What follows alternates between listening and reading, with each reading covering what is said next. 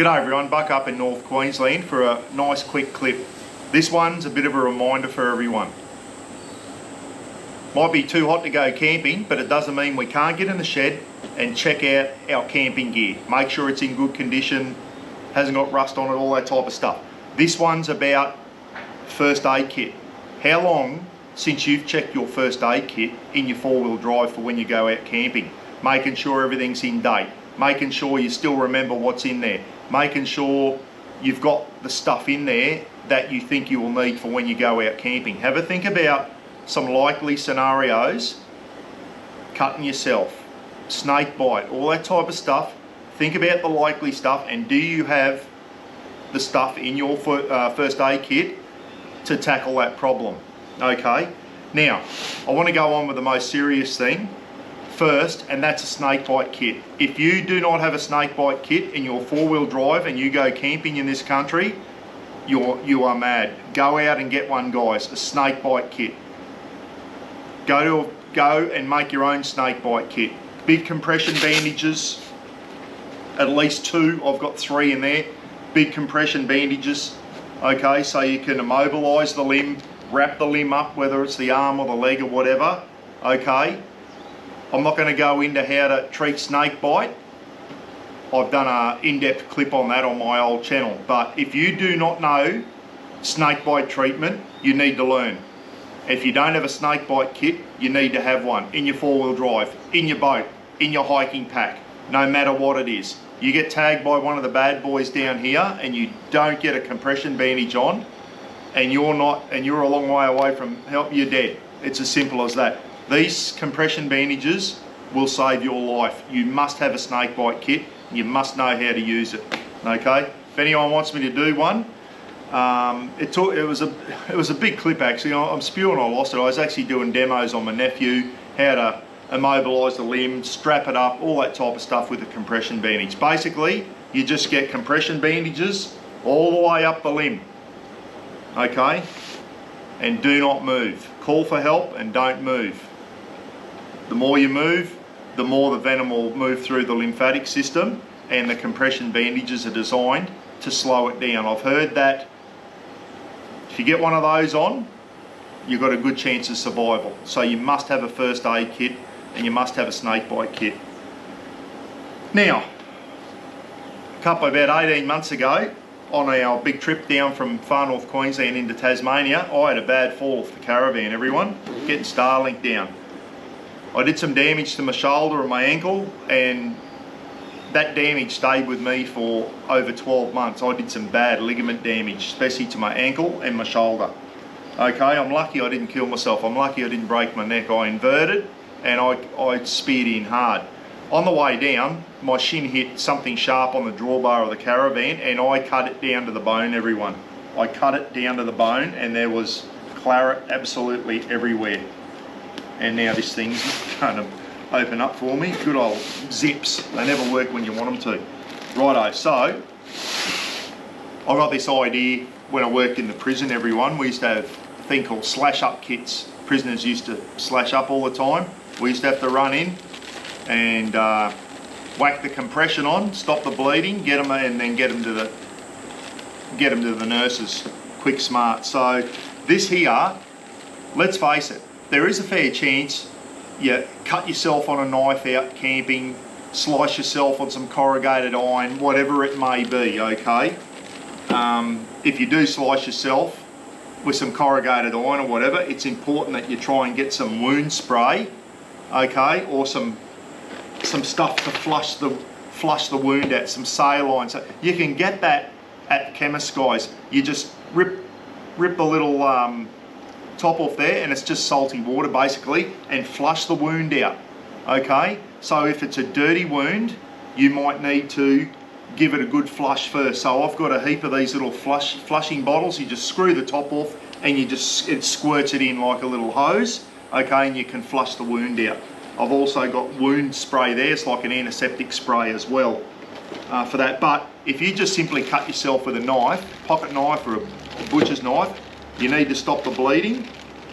I've got a heap of gauze swabs here. You can buy gauze swabs from your local pharmacy in big packets like that, and basically just get a handful. If you've sliced your hand along here, get that on, get the pressure on, get some gloves on too if you can. And this stuff here is available on eBay. It's like a stretchy bandage, and it adheres to itself. So you wrap it around and it actually sticks to itself. It is brilliant. So get on eBay and look up stretchy bandage, self-adhesive bandage or whatever. It comes in different colors. It's stretchy, and you basically get your gauze swabs on wherever you've cut yourself, and then you wrap it up. You keep the pressure on, you wrap it up nice and firm, and then if it's a bad cut, you can get into a medical center or a doctor or whatever, and you might need stitches or into emergency or whatever. So I keep my cut kit, if you want to call it, not a slash up kit anymore, not at the prison anymore, but a cut kit. I've got some betadine there as well. So I just keep that in a separate press seal bag, okay? I've got a heap of gauze swabs and some of that stretchy stuff there. That is brilliant. That is brilliant. Even if you've got a Band-Aid or something on and it's not sticking properly, you can just get that, wrap it around, and it just sticks to itself, and it'll keep the Band-Aid or the waterproof dressing or whatever on. It is really good stuff. So get on eBay and get half a dozen rolls of that. Very, very good. So there's my cut kit there. I'm not going to go right in depth. I'm just giving you ideas of what to think about when you're checking your first aid kit. I've got another press seal bag here with all sorts of Band-Aids, small Band-Aids, the nice big extra large Band-Aids. I love those. If you do get a cut, get the extra large Band-Aids on there. Waterproof dressings, all that type of stuff. But those extra large Band-Aids, make sure you got a heap of them in your first aid kit, guys. They're the XL Band-Aid. Very, very good. And I've got some other little stuff there that if you've got a cut, it pulls the cut together, all that type of stuff. I think in here somewhere I've got some medical Araldite, and you can actually glue the cut up. That is an option if you're remote and you got nowhere to go to get it stitched up. I've got some medical Araldite in there somewhere as well. So different types of Band-Aids and all that type of stuff. So if your kids cut their finger or whatever, scrape their knee, okay, get the extra large Band-Aids there. A cut kit there, get that pressure on, stop the bleeding, wrap it up and get to help. This one here has got all my Panadols and all that type of stuff. Panadol Osteo, because I'm riddled with arthritis. Just normal Panadol. And I also have some prescription antibiotics there. So if I am away and I'm remote and diverticulitis decides to pay me a visit, which is an internal thing I've got, guys, it's very unpleasant. If anyone's got diverticulitis, you know what I mean. It's very, very unpleasant. I can nip that in the bud with some antibiotics before I end up in hospital. It's put me in hospital twice now, so touch wood, it hasn't got me for a while and I don't want it to. It is bloody horrible. So there's a little press seal thing there full of Panadol Duos, just aspirin, all that type of stuff there, guys. Obviously, if you're on prescription drugs, make sure you've got your blister pack and all that type of stuff, and have all your prescription medication.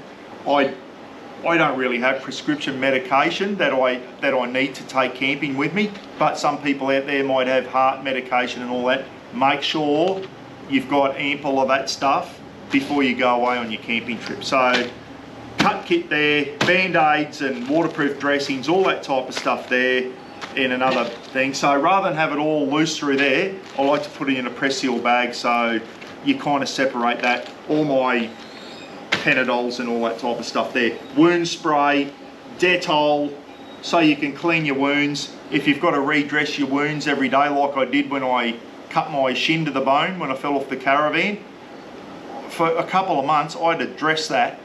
It took a long time to heal. I had to dress that every morning, and I'd get out and cotton buds is another thing there. I've got some cotton balls, here we are, cotton balls. So a packet of cotton balls, put some Dettol on there or some betadine or whatever, clean the wound and then redress your wound every morning. So make sure you got some cotton balls, that's another must there, some Dettol, some wound spray, betadine, all that type of stuff. Couple of rolls of that self-adhesive, that is brilliant. As I said, if your band-aids aren't sticking, just that, it's like it sticks to itself, and you wrap it around, it's stretchy and it keeps everything on. It's bloody really good stuff, that. So, and it's on eBay. Stingos, so if you get nailed by a bee, or your kid gets a bee bite or an ant bite or whatever, some Stingos. Just have a think about what can go wrong when you're out camping. I've got a heap of these little things here, little irrigation type things. I also have eye wash. That thing there, and there is you can get ones that have actually got the eye cap on there, so you can put water in it and squirt it. I had one of those somewhere, I don't know where it is. So if you get something in your eye, you put it over your eye and you squirt the water, you keep your eye open and it flushes your eye out. But that's eye wash there. I must check the, yeah, see that's out of date. That's out of date. My eye wash is out of date. It's probably still fine to use, but it expired 4 years ago.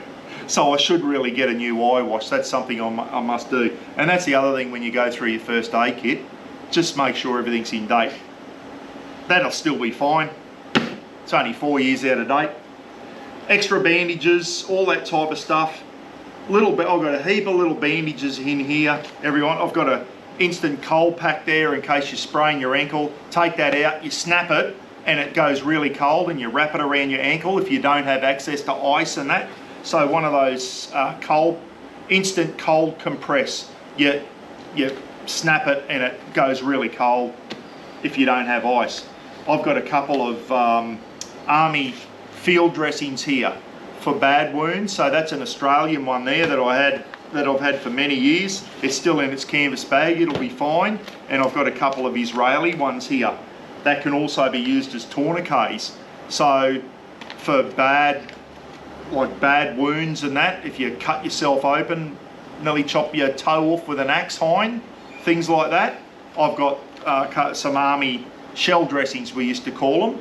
Okay, they're heavy duty ones there. If you can get into a disposal store and get your hands on some of the Australian Army shell dressings, we used to call them, they are brilliant, they really are.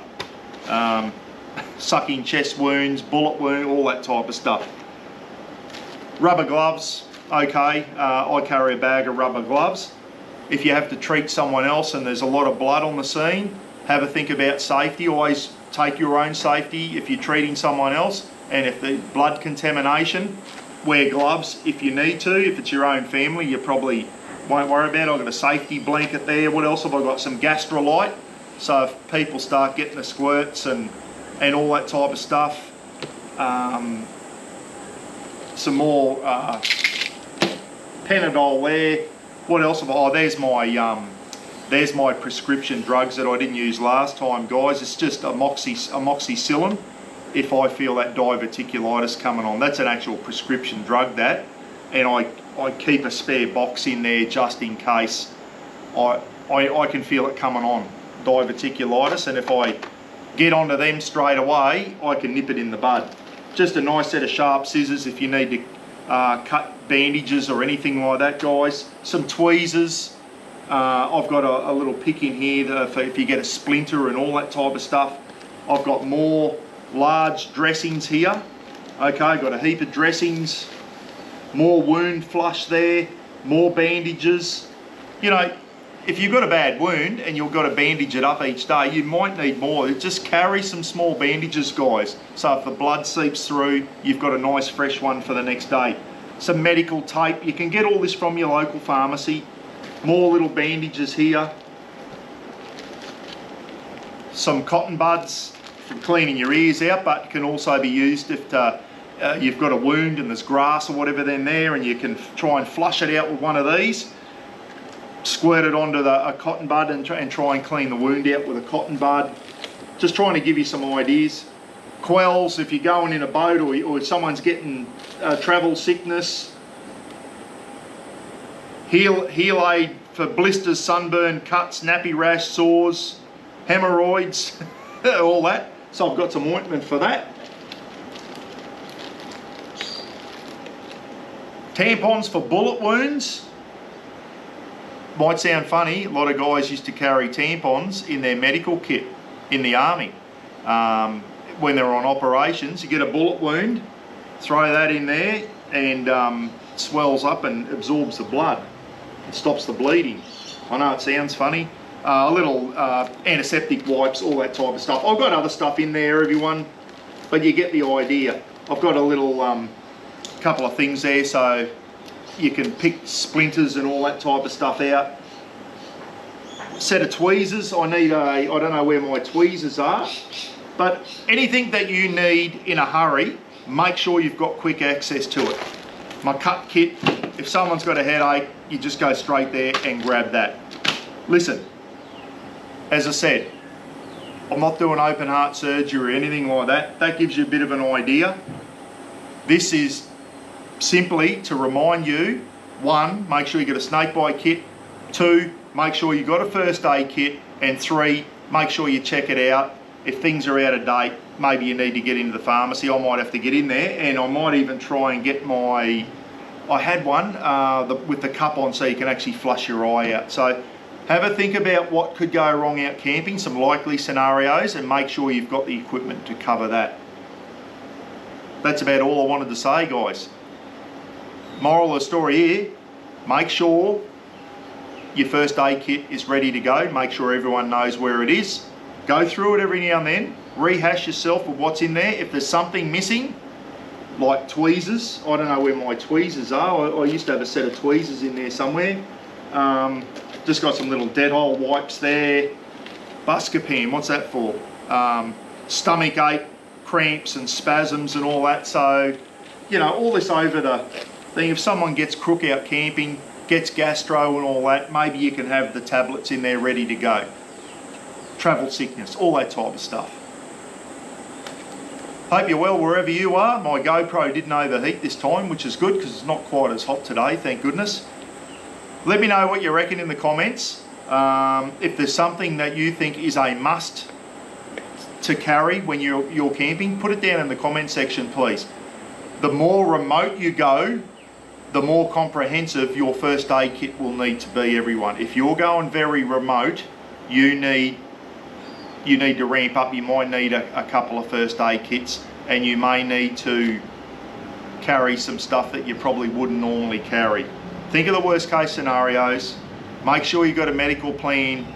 Make sure you've got emergency communications, a satellite phone. Mini Starlink now has relieved that. You can, if you're in a pickle and you're remote, you've got no phone coverage, and you've got a Mini Starlink, then you can get emergency comms with using Mini Starlink and all that type of stuff. Have an emergency plan and have a think about it. Hopefully you'll never ever have to use it, but if something happens and you need it, you'll be glad it's there in your four-wheel drive, okay? You might come across a car accident, which I've done a couple of times. Someone's had a car accident and you've got to apply first aid to them. And legally, we need to do that, guys. You know, if someone needs first aid, you go up, can I help you? Ask them permission to help, and if they yeah. And if someone's in a bad way, you do what you can to do first aid. And remember, first aid is just basic stuff until the professionals get there. Call for help. I know a lot of people have come across some bad accidents and have had to apply first aid. And a lot of the time, it is stopping bleeding. So I haven't got enough of those pads there, really. I should have more of those. I might go and buy another packet of big gauze swabs, because you might need to just get a big handful of them if it's a bad cut, and just jam it on, get the pressure on there, and then wrap it up nice and tight in that. And then you might have to put another one on. I've been to some nasty ones, guys, where I've had to use towels and stuff to stop the bleeding. Yeah, so anyway, let me know what you reckon. If I've missed something, put it in the comment section. Make sure you check your first aid kit, please. See you later.